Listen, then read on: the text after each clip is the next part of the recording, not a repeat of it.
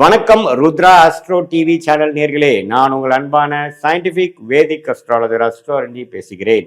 நல்லது நினைப்போம், நல்லதே நடக்கும். இந்த வீடியோவில் நம்ம என்ன பார்க்க போறோம்னா, சிம்ம ராசிக்காரர்களுக்கு 2026 ஜனவரி மாதம், ஆண்டின் முதல் மாதமாகிய ஜனவரி மாதம் எத்தகைய ஒரு பலாபலன்கள் நிறைந்ததான ஒரு மாதமாக இருக்குதுன்ட்டு சயின்டிபிக் வேதிக் அஸ்ட்ராலஜி முறையில் எந்த விதத்திலும் மிகைப்படுத்தாமல் உள்ளது உள்ளவாறு நாம் பார்க்க போகிறோம். இந்த பரிகாரங்கள் அது மாதிரி விஷயத்துக்குள்ளெல்லாம் போகாமல் ஒரு கிரகம் ஒரு இடத்துல இருக்கும் பொழுது, பயிற்சி பெறும் பொழுது அந்த ராசிக்கு கோச்சாரம் எப்போ ராசியில் பார்க்கணும், தசாபுக்திகள் லக்னம் வச்சு பார்க்கணும். தசாபுக்திகள் லக்னத்துக்கு ஒரு யோகமான ஒரு தசைகளா அவயோக தசைகளா, அந்த தசநாதன் எப்படி இருக்காருன்னா வச்சு பார்ப்போம். இப்போ கோச்சாரத்தில் நம்ம பொது பலனாக மாத பலன் ஆண்டு மதம்லாம் பார்க்கும் பொழுது ராசியை வைத்து உங்க ராசிக்கு எத்தனாவது கட்டத்துல கிரகங்கள் போய் கொண்டிருக்கிறதுங்கிறத வச்சுதான் அவங்க ஒன்னொன்னு நம்ம எப்படி ஒரு தாக்குதலை நமக்கு கொடுக்குது, நல்ல ஒரு கர்மாவை கொடுக்கக்கூடிய அமைப்பா, வாழ்க்கை எந்த திசையில திரும்ப போகிறது, எது மாதிரி அமைப்புகள் காத்துக்கு இருக்கிறது. இந்த அறிவியல் சார்ந்த சாஸ்திரமாகிய இந்த ஜோதிடம் சயின்டிஃபிக்காக நம்ம பார்க்கும் பொழுது ஒரு கிரகம் இந்த ராசிக்கு இந்த மாதிரி இடத்துல இருக்கும் பொழுது உங்களுடைய கர்ம பலன் எப்படி இந்த வாழ்க்கையில் சாதகமான சம்பவங்களாகவும் சாதகமற்ற சம்பவங்களாகவும் உருவெடுக்கிறது, எது மாதிரி விஷயங்கள் எப்படி நடந்து முடியும், எது மாதிரி விஷயம் நம்ம எதிர்பார்க்கலாம் அப்படிங்கிறத நம்ம துல்லியமாக இந்த வீடியோவில் நம்ம பார்க்க போகிறோம். இப்போ சிம்மராசிக்காரர்களுக்கு அஷ்டம சனி போய்கொண்டிருக்கிறதுங்கிறது எல்லாத்துக்கும் தெரியும். 2027 மார்ச் வரைக்கும் இருக்கு.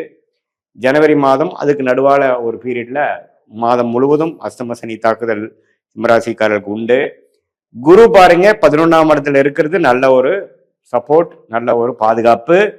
ஏன்னா லாபஸ்தானத்துல குரு இருந்து என்னதான் அஷ்டம சனி தாக்குதல்ல சிம்மராசிக்காரர்கள் பாதிச்சிருந்தாலும் சில வரவுகள், சில ரெகக்னிஷன், ஒரு 4 அடி போட்டாலும் ஒருத்தர் நமக்கு தட்டி கொடுக்குறாரு, கொஞ்சம் மனசுக்கு ஆறுதலா இருக்குது அப்படிங்கிற மாதிரி சில விஷயங்களும் இருக்கதான் செய்கிறது.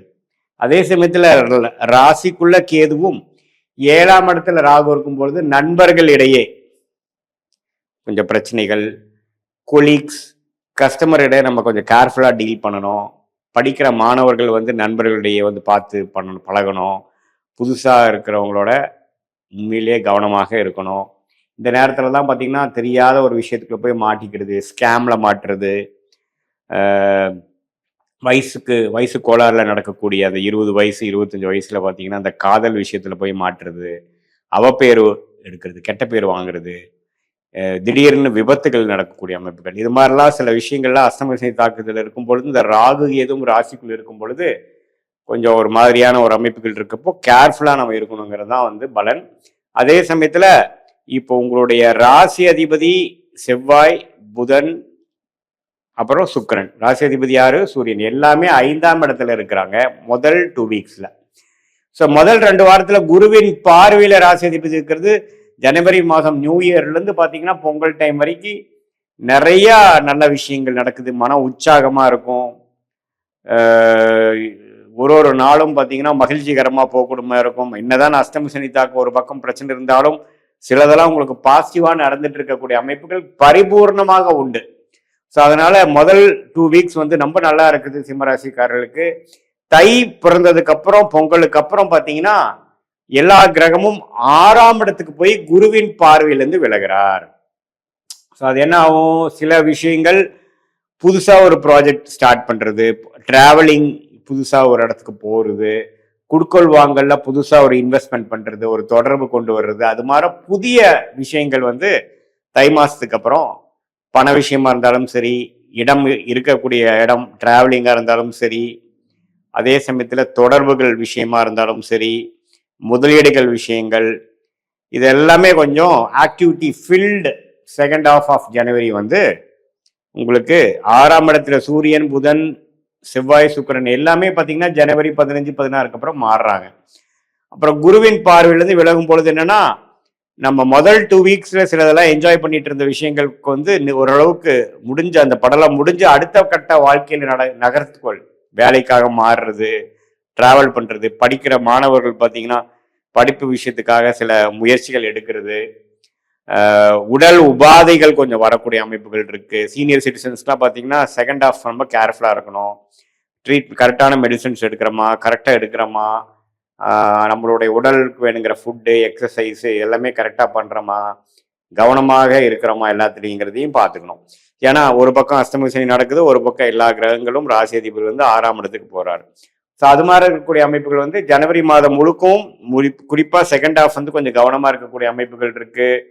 மாணவர்களாக இருந்தாலும் சரி, இளைய வயதினராக இருந்தாலும் சரி, நடுத்தர வயதினராக இருந்தாலும் சரி, சீனியர் சிட்டிசனாக இருந்தாலும் சரி, எல்லாருமே அவங்களுடைய வாழ்க்கைக்கு என்னென்ன விஷயங்கள் போய்கொண்டு இருக்கிறதோ எல்லாத்துலேயுமே சிரத்தையாக டியூ டெலிஜென்ஸ்னு சொல்லுவாங்க, எல்லாத்துலேயுமே ஃபுல்லாக வெரிஃபை பண்ணிட்டு சமயோஜிய புக்தியோட செயல்படணும்.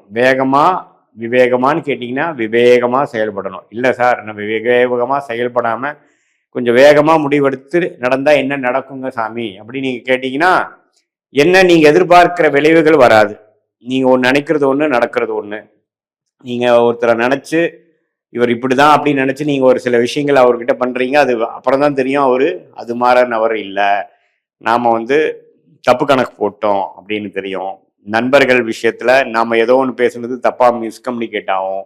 நம்மளோட ஆஃபீஸில் பாலிடிக்ஸ் பயங்கரம் அதிகமாக இருக்கும். நமக்கு பின்னாடி போய் பேக் ஸ்டாபிங் பண்ணுறது, புறம் பேசுறது, நமக்கு பின்னாடி எதிராக வேலை செய்கிறது, எதிரிகளின் நடமாட்டங்கள்லாம் கொஞ்சம் அதிகமாகும். ஸோ இப்படியெல்லாம் இருக்கிறதுனால நம்ம கொஞ்சம் கேர்ஃபுல்லாக இருந்துக்கக்கூடிய அமைப்புகள் கட்டாயம் தேவைப்படுகிறது. இது ஒரு பொதுவான பலனே தவிர உங்களுடைய ஜென்ம ஜாதகத்தில் எது மாதிரி தசாபுக்திகள் போயிட்டு இருக்கு, நீங்க என்ன லக்னத்துல பிறந்தீங்க, சிம்மராசியில பிறந்தீங்க, இப்ப என்ன லக்னத்துல பிறந்தீங்க, அந்த லக்னத்துக்கு ஏற்ற தசாபுக்திகள் போய் கொண்டிருக்கிறதா, அந்த தசநாதனும் புக்திநாதனும் ஸ்தானபலம், திக்பலம், திருக்பலம்லாம் உங்க ஜாதகத்துல எப்படி இருக்கு, லக்னத்துக்கு எத்தனாம் வீட்டில இருந்து அவங்க தசை நடத்துறாங்க, புக்திநாதனுக்கும் தசநாதனுக்கும் உள்ள தொடர்பு என்ன, நட்பு கிரகங்களா இருக்கிறாங்களா, இப்ப நம்ம பேசின கோச்சாரத்துல வந்து எது மாதிரி அமைப்புகள் இருக்குதுங்கிறது எல்லாம் ஒரு சேர்ந்து பார்க்கும் பொழுது உண்மையான துல்லியமான பலன்கள் நாம கண்டிப்பா பார்க்க முடியும். என்ன பார்க்க முடியும்? இப்ப பாத்தீங்கன்னா இந்த பொதுவான ஒரு சிம்மராசிக்கு இது மாதிரி பலன்கள் பார்க்கும் பொழுது உங்களுடைய தசைகள் வந்து இன்னும் கொஞ்சம் நல்ல தசைகளாக இருக்கும் பொழுது நான் சொன்ன அந்த சாதகமற்ற சம்பவங்கள், சாதகமற்ற பலன்கள் குறைவாகவும், தசாபுக்திகளும் ஒரு சுமாரான ஒரு 6ஆம் வீட்டு தசையோ 8ஆம் வீட்டு தசையோ பாவத்துவமான சனி செவ்வாய் ராகு கேதுகளால் பாதிக்கப்பட்ட ஒரு தசைகளாக இருக்கக்கூடாத இடத்துல இருந்து கிரகங்கள் நடக்கும் பொழுது நான் சொன்ன சாதகமற்ற சம்பவங்கள் கொஞ்சம் அதிகமாகவும் தென்படக்கூடிய அமைப்புகள் கண்டிப்பாக இருக்கு. எதுவாக இருந்தாலும் சயின்டிபிக் வேதிக் அஸ்ட்ராலஜி முறையில துல்லியமாக நம்ம பார்த்து அடுத்த வரக்கூடிய காலகட்டம் எப்படி இருக்க போகுது, ஷார்ட் டேர்ம் எப்படி, லாங் டேர்ம் எப்படி, எது மாதிரி டைரக்ஷன்ல, எது மாதிரி திசையில் நம்ம வாழ்க்கை திரும்ப போகிறது, எது மாதிரி சம்பவங்கள் எதிர்பார்க்கலாம், எது நடக்கக்கூடும், எது நடக்க வாய்ப்பு இல்லை, நம்மளுடைய யோகமான தொழில் என்ன, யோகமான வேலை என்ன, எந்த படிப்பு படிக்கலாம், எப்போ எந்த நேரத்தில் நடக்கலாம், கல்யாண விஷயங்கள் எது, இது மாதிரி வாழ்க்கைக்கு தேவையான எல்லா ஆஸ்பெக்ட்ஸும் எது மாதிரி டைம் லைன்ஸ்ல நடக்குதுங்கிறது நாம உங்களுடைய கர்மாவின் அடிப்படையில் நாம தெரிஞ்சிட்டோம்னா தேவையற்ற மன உளைச்சல், தேவையற்ற பண விரயங்கள் இதெல்லாம் தவிர்த்து வாழ்க்கையில் நம்ம என்ன நமக்கு பிராப்தம் இருக்கோ அதுக்கு தகுந்த மாதிரி வாழ்க்கையை நம்ம செலுத்தி வாழ்க்கையில் எதிர்நீச்சல் போடாமல் எளிதில் வெற்றி பெற முடியும் என்று சொல்ல விரும்புகிறேன். மீண்டும் மற்றொரு காணொளியில் சந்திப்போம். நன்றி, வணக்கம்.